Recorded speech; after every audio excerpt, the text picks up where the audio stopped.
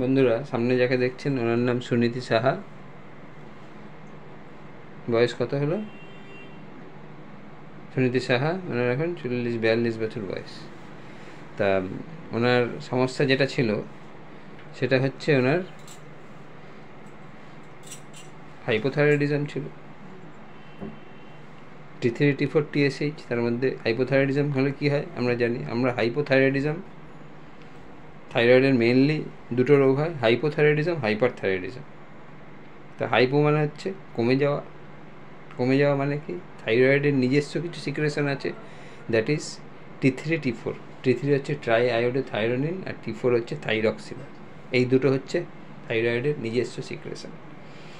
আর TSH, তাহলে TSHটা কি? TSHটা হচ্ছে থাইরয়েড স্টিমুলেটিং হরমোন। এটা কোথা থেকে বেরোয়? এটা অ্যান্টেরিয়র পিটুইটারি থেকে বেরোয়। আমরা নাম শুনলেই বুঝতে পারি, TSH থাইরয়েড স্টিমুলেটিং হরমোন, মানে ইট স্টিমুলেটস দি থাইরয়েড গ্ল্যান্ড। যদি কোনো পেশেন্টের, কোনো মানুষের থাইরয়েড গ্ল্যান্ড প্রপার ওয়ার্ক করছে না, কাজ করতে পারছে না, তখন TSH-এর কাজ আছে। TSH গিয়ে স্টিমুলেট করবে। একজন পেশেন্ট হচ্ছে এসছে, যারা দেখা যাচ্ছে থাইরয়েড ঠিকমতো কাজ করছে না, কম কাজ করছে, তখন কি হবে? থাইরয়েড স্টিমুলেটিং হরমোনের কাজ হচ্ছে থাইরয়েড গ্ল্যান্ডে গিয়ে স্টিমুলেট করা। এটা আমাদের অ্যান্টেরিয়র পিটুইটারি থেকে এই হরমোনটা বেরোয়। এবার থাইরয়েড যদি নর্মাল কাজ করে, T3 T4 নর্মাল বের করে, তাহলে থাইরয়েড TSH-এর খুব একটা কাজে লাগে না বা খুব একটা বাড়বে না। কিন্তু যেখানে কম কাজ করছে, হাইপো কাজ করছে, কম কাজ করছে, হাইপোথাইরয়েডিজম হচ্ছে, সেখানে TSH-এর কাজ বেশি করতে হবে। সেইখানে দেখা যাবে প্যাটার্নটা কী হবে, T3 T4 কমে যাচ্ছে মানে থাইরয়েড কম কাজ করছে, আর TSH বেড়ে যাচ্ছে মানে থাইরয়েড স্টিমুলেটিং হরমোনটা বেশি নিঃসৃত হচ্ছে, সে বেশি বারবার গিয়ে স্টিমুলেট করতে হচ্ছে, তখন থাইরয়েড গিয়ে কাজ করছে। আবার ঠিক উল্টোটা, যদি হাইপার থাইরয়েডিজম হয়, হাইপার থাইরয়েডিজম, হাইপার মানে বেশি, থাইরয়েড বেশি কাজ করছে, থাইরয়েড বেশি কাজ করলে তখন TSH আবার কমে যাবে। যেমন নর্মাল TSH তখন স্টিমুলেট বেশি করতে হবে না, নিজে থেকেই বাচ্চা পড়াশোনা করছে। তাহলে মা বাবা কি বারবার বলবে পড়াশোনা কর, পড়াশোনা কর? বাচ্চা নিজে থেকেই পড়াশোনা করছে, বাচ্চা নিজে থেকেই ঠিকমতো খাচ্ছে, মা বাবা বেশি বলবে না। কিন্তু বাচ্চা পড়াশোনা করছে না, বাচ্চা ঘুরে বেড়াচ্ছে, তখন মা বাবা বারবার বলবে, এই পড়াশোনা কর, কেন পড়াশোনা করছিস না? তাহলে এখানে হচ্ছে মা বাবা স্টিমুলেট করছে থাইরয়েড স্টিমুলেটিং হরমোন, যেটা অ্যান্টেরিয়র পিটুইটারি থেকে বেরোচ্ছে। তাহলে এই হচ্ছে প্রসিডিওর, চলতে থাকে। এখানে ফিডব্যাক মেকানিজম আছে। ফিডব্যাক মেকানিজমের মাধ্যমে কী হয়, থাইরয়েড স্টিমুলেটিং হরমোন থাইরয়েড গ্ল্যান্ডকে স্টিমুলেট করলো, নর্মাল কাজ করছে, সে আবার ফিডব্যাক মেকানিজমের মাধ্যমে সে আবার অ্যান্টেরিয়র পিটুইটারিকে জানিয়ে দিচ্ছে যে ঠিক আছে, যে কাজ নর্মাল হচ্ছে। এইভাবে থাইরয়েডের কাজ চলতে থাকে। তাহলে যাই হোক, এনার হাইপোথাইরয়েডিজম ছিল, এই যে T3 T4 TSH করা হয়েছে 2021 সালে, দেখুন অনেক আগে। T3 T4 কমেছে, TSH 5.97 একটু বেড়েছে।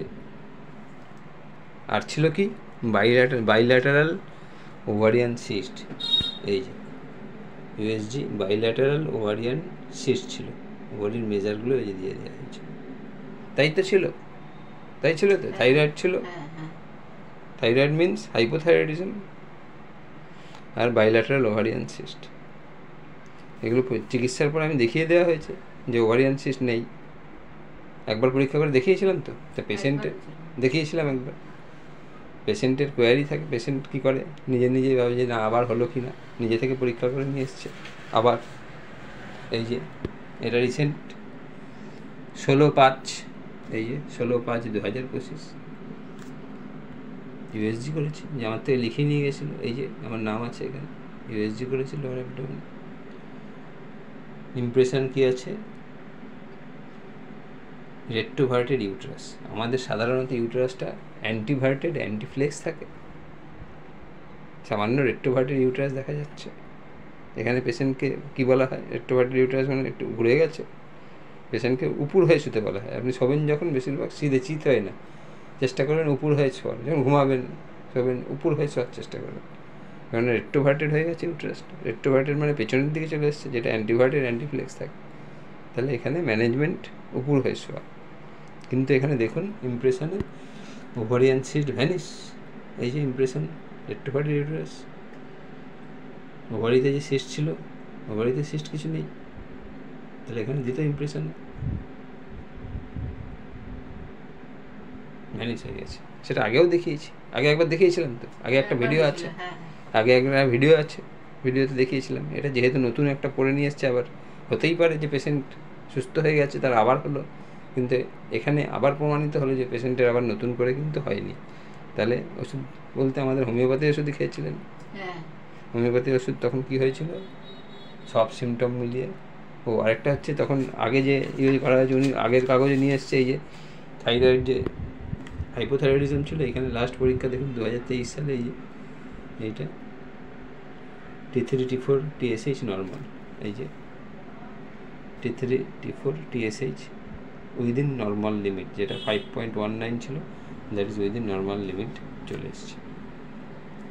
এটা আগে দেখিয়েছিলাম, সেইটা ওনার সঙ্গে ছিল, সঙ্গে নিয়ে এসেছি রিপোর্ট, তাই তো রিপোর্ট নিয়ে এসেছি। ওষুধ খেয়েছিল। আমরা জানি যে ovarian cyst, proliferation, extra growth, hypothyroidism, incoordination. এখানকে ইনকোঅর্ডিনেশন কিসের? হরমোনাল ইনকোঅর্ডিনেশন। ইনকোঅর্ডিনেশন কাকে বলে? কোনো কিছু বৃদ্ধি বা কমে যাওয়া যেটা নর্মাল জায়গায় নেই, অ্যাবনর্মাল জায়গায়, দ্যাট ইজ ইনকোঅর্ডিনেশন। তাহলে ওনার থাইরয়েডকে কী হয়েছিল? থাইরয়েডের কাজ কমে গেছিলো, T3 T4 লেভেল কমে গেছিলো, সেই জন্য TSH লেভেল বেড়ে গেছিলো, দ্যাট ইজ হাইপোথাইরয়েডিজম। লেভেলটা আবার ঠিক জায়গায় চলে এসছে।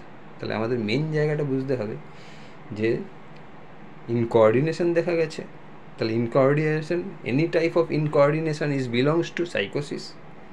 আর কি দেখা গেছে? প্রলিফারেশন দেখা গেছে, extra growth, ovarian cyst, that is also belongs to psychotic. তাহলে এনাকে এমন একটা ওষুধ দিতে হবে যেটা সাইকোসিসকে নির্বাচিত, মানে সাইকোসিসকে কভার করে।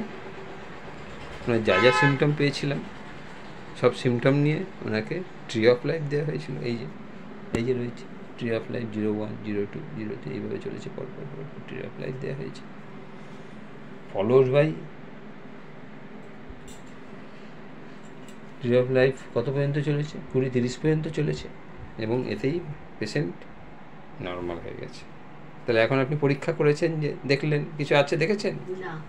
আপনি নিজে থেকেই তো এসছেন যে একবার পরীক্ষা করে দেখি, ডাক্তারবাবু আবার কি চিকিৎসা তো করলেন, ঠিক তো দেখালো না যে কমে গেল 1 বছর আগে, তা আবার কি হলো কি না দেখি, তাই জন্যই তো এসছেন। এখন পরীক্ষা করে দেখা গেছে নর্মাল হয়ে গেছে। তা ওই জন্য ভিডিওটা করলাম যে আমাদের হোমিওপ্যাথি চিকিৎসায় যদি কোনো কিছু নর্মাল হয়, সেটা সাধারণত দেখা যায় যে আবার ফিরে আসে না। তা এই জন্যই করলাম ভিডিওটা। আপনি সাহায্য করেছেন, অনেক ধন্যবাদ আপনাকে। আর এখন যার জন্য এসছে ব্যথা যন্ত্রণা আছে, তাই তো, তার জন্য ওষুধ দিচ্ছি। এগুলো একবার যে ওষুধ দিয়েছি অনেকটা ভালো আছেন তো। এখন ওনার চলছে মেডোরিনা। এখন কোথায় যেন চলছে, এই এখন ওনার ওষুধ চলছে, এই যে সুনীতি সাহা, এখন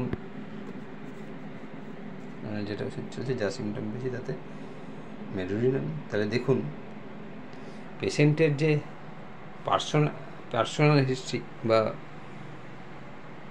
আগের যে হিস্ট্রি, সেগুলো থাকলে কি হয়, আমরা তাকে আগে ট্রি অফ লাইফ দিয়েছিলাম, that is also belongs to সাইকোসিস, আর এখন দিচ্ছি medorrhinum, that is also belongs to deep acting psychotic medicine.